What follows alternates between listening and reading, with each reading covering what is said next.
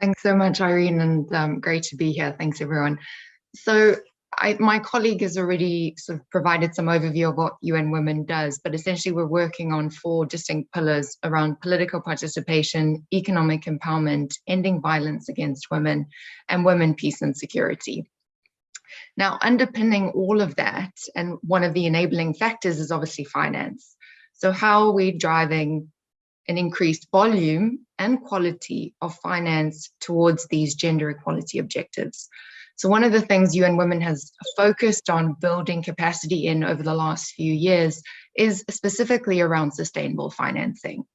Now, if we look at the sustainable financing landscape, and I'm sure many of you are well aware of this, there is over $1 trillion of sustainable debt, which is essentially green bonds, social bonds, etc., that are being, or at the proceeds are being directed towards achieving these sort of sustainable priorities.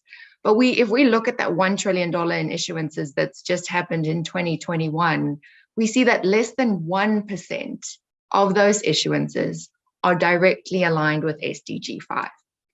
So that's a huge challenge. It's also a huge opportunity. And so we've looked, and UN Women together with the IFC and ICMA have really looked at why that is. Why is such a small percentage of the sustainable financing or sustainable debt world being driven towards gender equality objectives?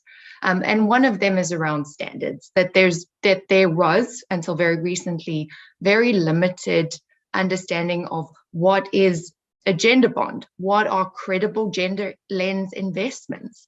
And so we've worked together with the IFC and together with the International Capital Markets Association to develop guidelines that sit underneath the social bond principles of ICMA that help issuers and investors identify what are credible use of proceeds and credible key performance indicators when we come to looking at gender equality. So I'll stop there in the interest of time and also hand to Kathy for her intervention, but just to start us off on that track. Thank you.